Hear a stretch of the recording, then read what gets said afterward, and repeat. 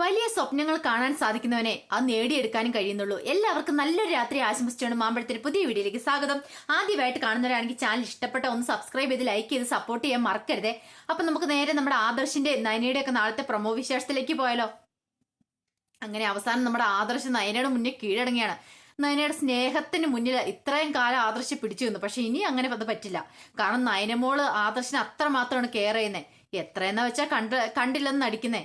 എന്താണെങ്കിലും അവസാനം നമ്മുടെ നയനമോടുള്ള പ്രണയം മൂത്ത് നമ്മുടെ ആദർശ് അവളെയും കൊണ്ട് പുറത്ത് കുറ്റിയടിക്കാൻ വരുവാണ്. പുറത്ത് കുറ്റിയടിക്കാൻ വരുമെന്ന് പറഞ്ഞിട്ടുണ്ടെങ്കിൽ നമ്മുടെ ദേവയാനി ഒന്നും അറിയാതെ കൊണ്ടിരുന്നത്.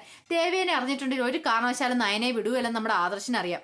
അപ്പൊ രണ്ടുപേരും കൂടെ ഒളിച്ചും പാത്തും വരുവാണ്. ഒളിച്ചും പാത്തും വന്ന് പുറത്തുനിന്ന് ഫുഡൊക്കെ മേടിച്ചു കൊടുക്കുക. സാധാരണഗതിയിൽ ആദർശനെങ്ങാണ്ട് പുറത്തുനിന്ന് ഫുഡ് കഴിക്കാനൊന്നും ഇഷ്ടമുള്ള ആളല്ല. പക്ഷെ തട്ടുകടയിലെ ഫുഡൊക്കെ കഴിക്കാൻ നല്ല കടയൊക്കെയാണ് ഇഷ്ടമാണ്. അങ്ങനെ എന്താണ് രണ്ടുപേരും ഫുഡ് കഴിക്കാതിരിക്കുന്ന സമയത്ത് നയന തന്റെ മനസ്സൊക്കെ തുറന്ന് സംസാരിക്കുന്നുണ്ട്. അതിനുശേഷം ആദർശ് എവിടെ പോകണമെന്ന് ചോദിക്കുമ്പോൾ നയന പറയാം, ആദർശാണ് ഇഷ്ടമുള്ള സ്ഥലത്ത് എവിടെ വേണം പോക്കും, എനിക്ക് ഒരു കുഴപ്പമില്ലെന്ന് പറയണം. അങ്ങനെ രണ്ടുപേരും തുള്ളിക്കളിക്കുന്ന കുഞ്ഞിപ്പൂഴിനെ പോലെ നേരെ കടപ്പുറത്തേക്ക് വരുവാണ്. കടപ്പുറത്ത് വന്നു കഴിഞ്ഞപ്പോഴത്തേനും കടപ്പുറത്ത് ഞാൻ ഉദ്ദേശിച്ച കടലിന്റെ സൈഡിലാട്ടോ, തീരം അറിയാലോ. അപ്പൊ അവിടെ വന്നു കഴിഞ്ഞപ്പോഴത്തേനും എന്താണെങ്കിലും അവിടെ കമിതാക്കളൊക്കെ വന്ന് ഇങ്ങനെ ആർത്തുല്ലസിച്ച് നടക്കുമല്ലോ. പക്ഷെ ഇവര് കമിതാക്കളല്ല, ഭാര്യ ഭർത്താക്കന്മാരാ. അപ്പൊ എന്താണേലും അങ്ങോട്ട് വന്നു കഴിഞ്ഞപ്പോഴത്തേനും നമ്മുടെ നയനമോൾ ഒരു കൊട്ടു കൊടുക്കുന്നത് ആദർശുണ്ട്. വേറെ ഒന്നുമല്ല, അതെ ഇങ്ങോട്ട് വരുന്നവരൊക്കെ ഒരുമാതിരിപ്പെട്ട ആൾക്കാരെല്ലാം പ്രണയിക്കാൻ വരുന്നവരായിരിക്കും.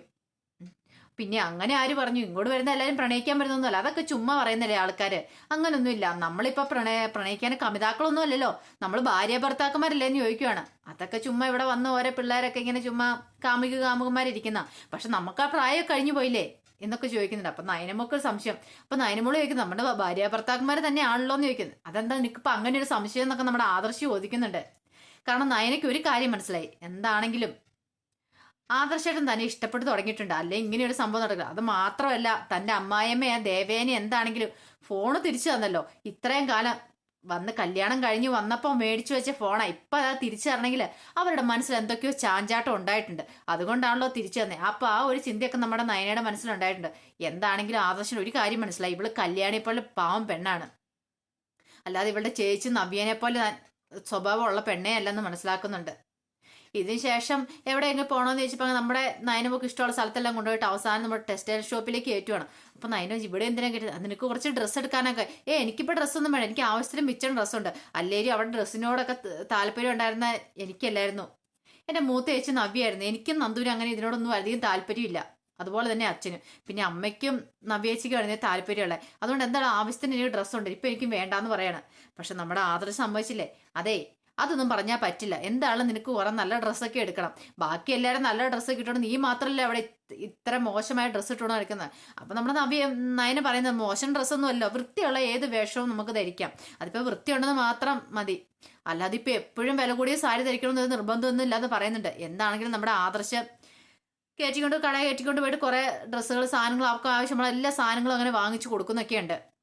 ഈ സമയത്ത് നമ്മുടെ നയനയെ കാണാഞ്ഞിട്ട് വെപ്രാളപ്പെട്ടിരിക്കുക ദേവേനെയും ബാക്കിയല്ലേ. വേറൊന്നുമല്ല, അങ്ങനെ നയനെ പുറത്ത് പോയിട്ടുണ്ടെങ്കിൽ ഒന്നെങ്കിൽ ആ ആദർശിന്റെ കൂടെ ആയിരിക്കും. അപ്പൊ എന്തിനായിരിക്കും പുറത്ത് പോയത്, അല്ലെങ്കിൽ ഈയിടെ അവൻ ഇച്ചിരി സ്നേഹം അവനോട് കൂടിയിട്ടുണ്ട്. ജീവൻ രക്ഷിച്ചുകൊണ്ടാണോ എന്ന് അറിയത്തില്ല. പക്ഷെ മുത്തശ്ശി പറഞ്ഞു നീ എന്തിനാ ദേവൻ ഇങ്ങനെ ടെൻഷൻ അടിക്കുന്നതൊക്കെ ചോദിക്കുന്നുണ്ട്. ഒന്നുമില്ലല്ലോ, അവൾ പോയിട്ടുണ്ടെങ്കിൽ അവളുടെ ഭർത്താവിന്റെ കൂടെ അല്ലേ പോയേക്കുന്നേ, പിന്നെ നിനക്ക് എത്ര ബുദ്ധിമുട്ട്, നീ നിന്റെ ഭർത്താവിന്റെ കൂടെ പുറത്തൊക്കെ പോകുന്നതല്ലേ, ഞാൻ നിന്നോട് പലതും പറയാറുണ്ടോ, ഞാനൊരു അമ്മായിമ്മ അല്ലായിരുന്നോ, ഇതൊക്കെ ചോദിക്കുന്നുണ്ട്. പക്ഷെ നമ്മുടെ ദേവയാനിക്കൊന്നും പിടിക്കുന്നില്ല.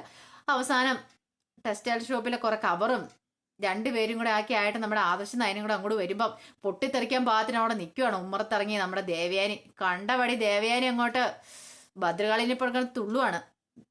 ചോദിച്ചു നീ എങ്ങോട്ട് പോയതെന്ന് ചോദിച്ചു. അപ്പൊ ഞാൻ പറഞ്ഞു ആദർശ് എന്നോട് പുറത്ത് പോയത്, നിനക്കൊന്ന് പറഞ്ഞിട്ട് പോകാമല്ലേ, പറഞ്ഞിട്ട് അതോ പോട്ടെ, നിനക്കൊരു ഫോൺ തന്നിട്ടുണ്ടല്ലോ അതെന്തിനാന്ന് ചോദിക്കണം. അല്ല നിനക്ക് ഫോൺ തന്നു, ഞാൻ ഇത്രയും കാലം പിടിച്ചു ഫോൺ തന്നു, പിന്നീട് നിന്നോട് താങ്ക്സ് പറഞ്ഞു. അത് നിനക്ക് എവിടെയും തുള്ളിക്കളിച്ച് നടക്കാനോ അല്ലാതെ നിനക്ക് ഇങ്ങനെ തെണ്ടി തിരിഞ്ഞ് പോകാനുള്ള അവസരമല്ല.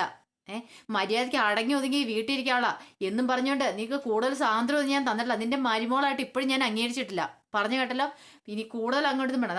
പോരാത്തിന് ആദർശനും കൊട്ടു കൊടുക്കുന്നുണ്ട്. ഓഹോ, ഇപ്പൊ നിന്റെ ജീവൻ രക്ഷിച്ചപ്പോ നീ ഇവിടെ സൗന്ദര്യത്തിൽ അങ്ങ് മയങ്ങിപ്പോലെ, എപ്പോഴും ഇപ്പൊ ഇവളുടെ കൂടെ തന്നെയാണല്ലോ നടക്കം കറക്കം, ഇവിടെ സാരത്തുമ്പേന്ന് വിടുന്നില്ലോ എന്നൊക്കെ പറയുന്നുണ്ട്.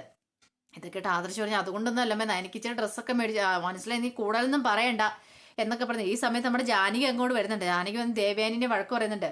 ഒന്നുമല്ലേലും നമ്മുടെ നയനമോള് പോയത് ആദർശിന്റെ കൂടെ അല്ലേ എടുത്തി, പിന്നെ എന്തിനാ എടുത്ത് ഇങ്ങനെ കാണാൻ ദേഷ്യപ്പെടുന്നേ, അല്ലേലും നയനമോളെ പോലെ പെൺകുട്ടി ഒരു കാരണവശാലും ഇങ്ങനെ ചുമ്മാ കറങ്ങി തിരിഞ്ഞ് നടക്കുന്നവളല്ല.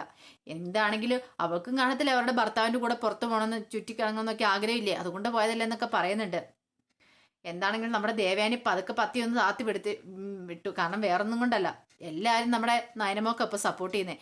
അതിനുശേഷം നമ്മുടെ നയനകത്തേക്ക് കയറി ചെല്ലുമ്പോൾ നമ്മുടെ നവ്യനെ കാണാം. നവ്യക്കാണ് ഈ കവറൊക്കെ പിടിച്ചുകൊണ്ട് വരുന്ന കാണുമ്പോൾ തന്നെ ദേഷ്യമാണ്. കാരണം അവക്കൊന്നും മേടിച്ചു കൊടുക്കുന്നില്ല അബി. പോരാത്തിന് നയനയ്ക്ക് ഇതൊക്കെ കണ്ടു കഴിയുമ്പോൾ, നയനയ്ക്ക് മേടിച്ചു കൊടുക്കുന്നത് കണ്ടു കഴിയുമ്പോഴത്തേനും നവ്യയ്ക്ക് അങ്ങോട്ട് വല്ലാത്ത കലിപ്പാണ്. ഇതിനുശേഷം അവർ രണ്ടും കൂടി കൊമ്പ് തുറക്കും. അങ്ങനെ റൂമിലേക്ക് കയറി ചെന്ന് കഴിയുമ്പോഴത്തേനും നമ്മുടെ നവ്യയുടെ ഓരോ പ്രകടനങ്ങൾ കണ്ടു കഴിയുമ്പോഴാണ് നയനയ്ക്ക് ദേഷ്യം. നയന പറയുന്നുണ്ട്, ചേച്ചി ഇനിയെങ്കിലും ഇത്രയും ദിവസം ഇത്ര നാളായില്ലേ, ഇനിയെങ്കിലും ചേച്ചി വയറ്റിലൊരു കുഞ്ഞിലെന്നുള്ള സത്യം എല്ലാവരും തുറന്നു പറയണമെന്ന് പറയണം. അപ്പം നവ്യയ്ക്ക് ദേഷ്യം വന്നിട്ട്, നിനക്ക് തന്നെ ഇത്ര ആക്രാന്തം എൻ്റെ വയറ്റിൽ കുഞ്ഞിലെന്ന് വിളിച്ചു പറയാനായിട്ട്? എനിക്കറിയാടെ നിനക്ക് എല്ലാവരും വിളിച്ചു പറയാൻ ധൃതിയായി, അതുകൊണ്ടല്ലേ എന്ന് ചോദിക്കണം.